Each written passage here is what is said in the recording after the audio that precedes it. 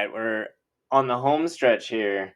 8 plus 0, well, 8 plus 0, we can go ahead and do that, is 8. 0 plus 1 is 1. 5 plus 8 is 13. Carry the 1. 1 plus 3 is 4.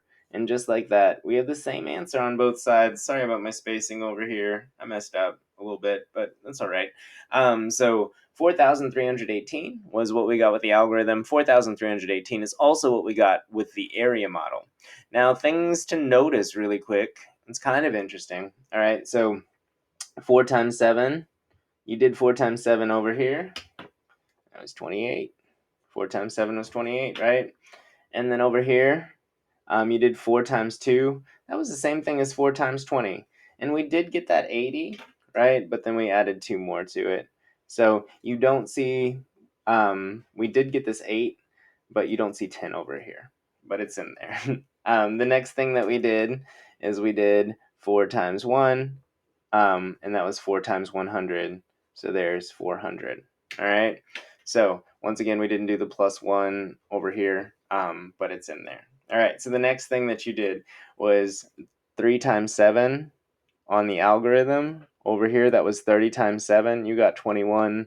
Over here, you got 210 because remember, 3 tens times 7 ones is 210, not 21.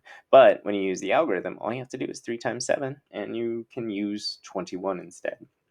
All right, the next thing that you did after that was you did 30 times 20, but you only had to do 3 times 2 with the algorithm. 3 times 2 got you 6, right? And that's what we got right over here. Remember that was literally 3 tens times 2 tens. That's 30 times 20. 30 times 20 is 600, right? And then finally, our last thing that we did was you did 3 times 1 on the algorithm, 3 tens times 100, right? And that's actually the same thing as 3 tens times 100, which is 30 times 100, which is 3,000. And that's what you got here. And that's also what we got by doing 3 times 1 over here.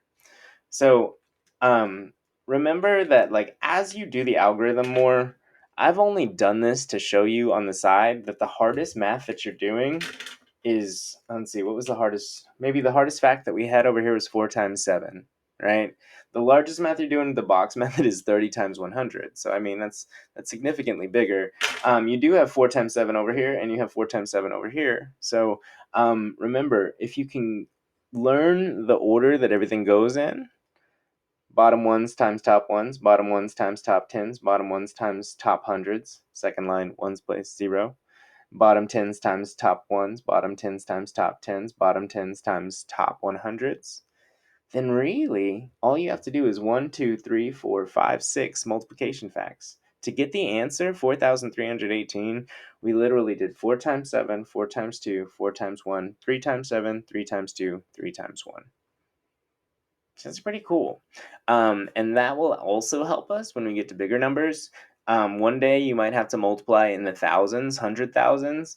And if you were making a box method or an area model, I'm sorry, I'm going to get used to that. An area model for a big number, like in the millions or something, that would be a gigantic area model. So that probably isn't going to work. So the algorithm is more efficient.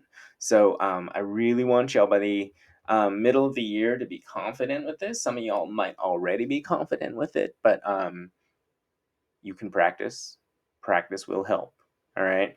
If you're confident with this way, you're already a step ahead, and you can translate it to the algorithm. So area models and algorithms are 2 strategies that you'll use this year, and the algorithm will help you out significantly, especially when we get to things like decimals and multiplying decimals. All right, so that's it.